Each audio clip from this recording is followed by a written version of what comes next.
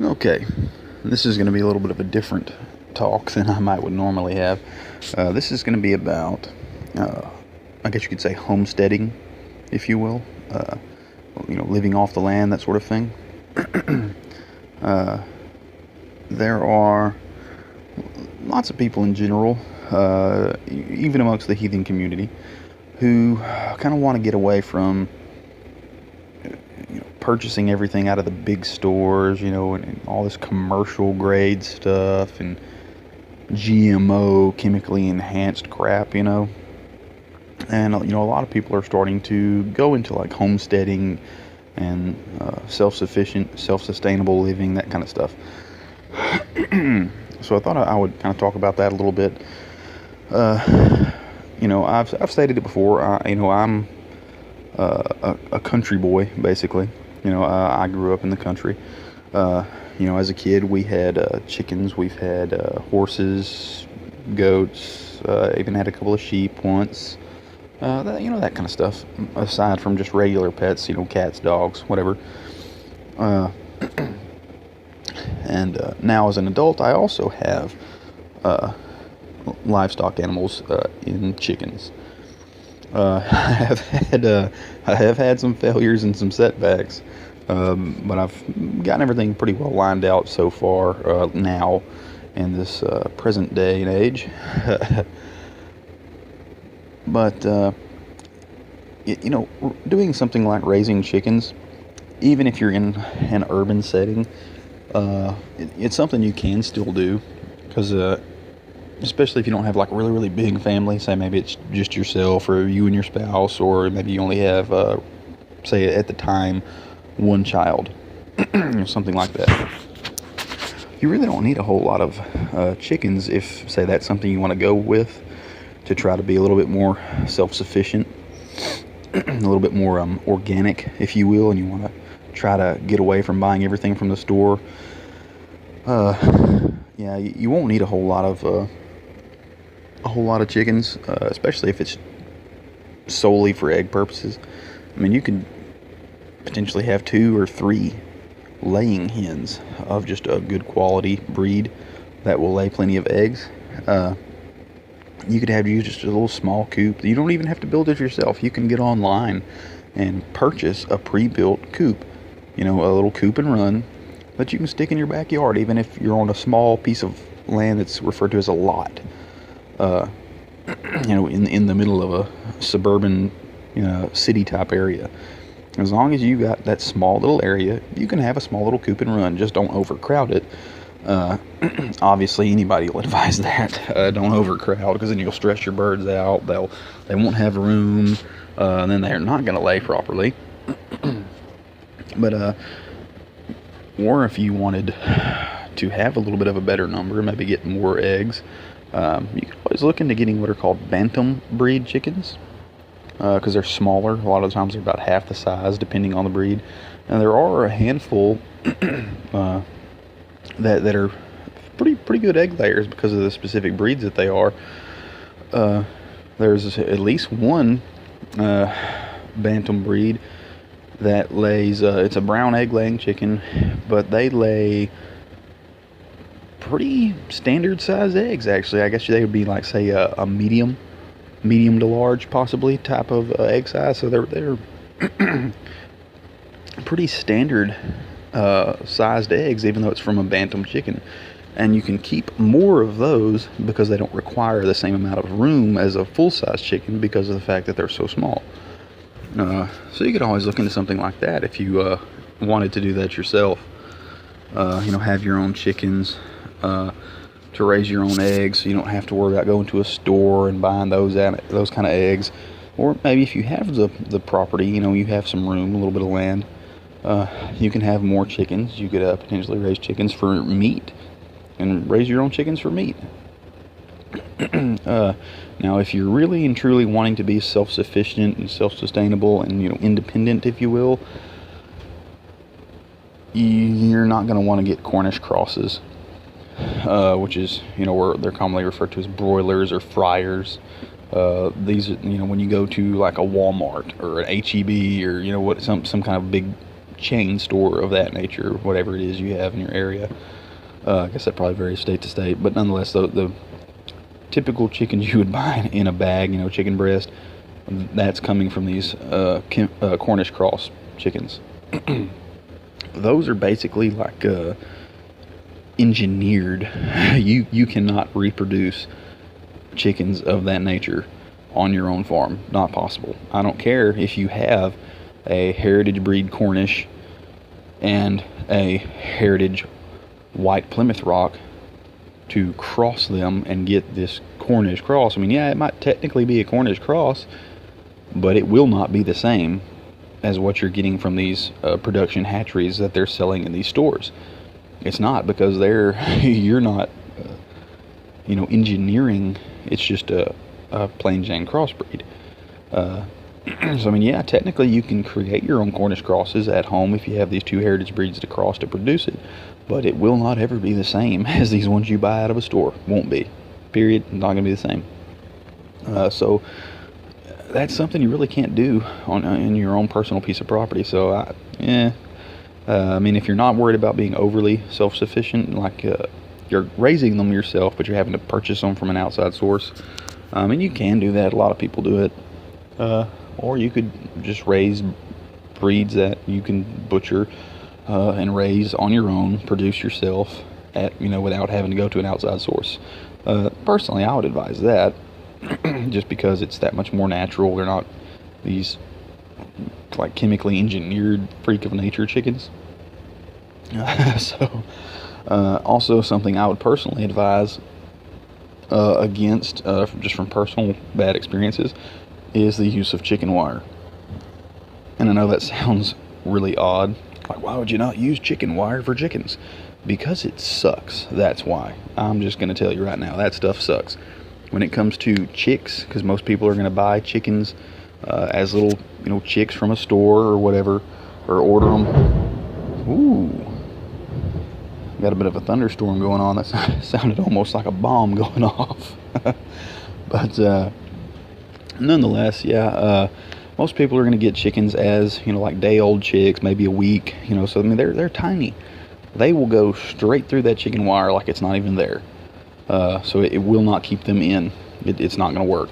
And predators, small enough predators, say a cat or a raccoon, something like that, well, they can reach right in through that chicken wire easily, grab those chicks and snatch them right out of there like it ain't nothing. Even if they're big enough, maybe they're a month or two old, to where they can't get through the wire, something else like a cat or a raccoon or something like that, they can still reach in through the wire, grab a hold of that chick, snatch it over there up against the wire, and then start ripping it through the fencing piece by piece. I have seen it happen. So trust me, just avoid chicken wire. Use something that is called hardware cloth. You can get it to where it's got they have different gauges of it, if you will, where the hole sizes will be different. You can get it a hardware cloth, and I know that's a funny name, but it is a type of wire. It's more like a close-knit mesh wire, to where the holes are like a half an inch big. That's it, tiny little holes. So nothing is gonna reach in there to grab your chicks, and your chicks can't do anything other than stick their little beak through there, and that's about it. They're not gonna get in and out. So it'll keep them in and keep predators out. Far and away better than chicken wire ever thought about doing. So yeah, that's something I would personally advise, just from my own personal experiences. And man, it can be actually very very satisfying. It'll make you have a little bit of a sense of accomplishment to raise your own animals, produce your own eggs, and potentially even your own meat if you raise chickens for meat. It's more natural, it's more organic. It kind of brings you down to earth a little bit more, helps you get a little bit more in tune with the natural cycle of the world, that kind of thing. It's healthier. It can be very enjoyable, because chickens are funny. They are. If you have the room to let them just kind of run around, they're hilarious. They will entertain you. They're funny. Kids love animals like that. You could even get little pet breeds for your kids. Get like a silky or something. They're funny little puff balls. So I mean, they can be for pet purposes, at least to a degree, but you're still going to be able to get eggs. It's going to be much healthier. It's more self-sufficient and independent, self-sustainable. It's more of a living off the land type of thing. So I mean, it's personally, I recommend it. And again, like I say, it can be just downright enjoyable. It really can. So that's definitely something anybody can look into. It's extremely easy to keep chickens. It really is. It requires damn near no work at all. It's extremely easy, especially if you have a little extra money and you can just purchase a pre-built pen or have someone build one for you and just pay them to do it. They get the supplies, they build it to how you need it, and then voila, you put virtually no work. You just have to throw a little bit of money into it. You can get automatic feeders and waterers that you put the feed and water in from the outside of the pen. If you don't want to ever have to go in the pen, you don't actually have to. So I mean, it's extremely easy. It really is. And something for me personally, I only deal with heritage breeds from Europe or that were produced in the U.S. off of European breeds, because that helps me tie back into my culture, the culture of my ancestors who created these breeds, who would have had these breeds on their farms and homesteads and things like that back in Europe or in America, say maybe in the pioneer days. They would have raised these chickens themselves for meat and for eggs, and they would have produced these breeds. And there are lots of breeds that are rare or endangered, like the Swedish flower. There's not that many of those, and they're a native European breed. Obviously coming from Sweden. That's why they have the name the Swedish flower. And there are all sorts of very neat-looking breeds of chickens that you can get that are traditional European breeds.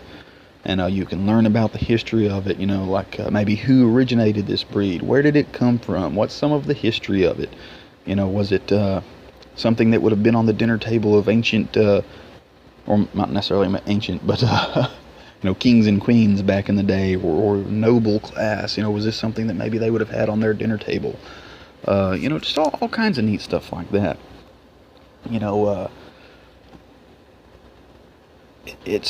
It can be just a learning experience, if you will. There's all sorts of just really cool things that could be involved with when it comes to something as simple as keeping chickens. So yeah, again, kind of a maybe an oddball conversation and talk to have, but it was something I thought I'd bring up and talk about, just because for one,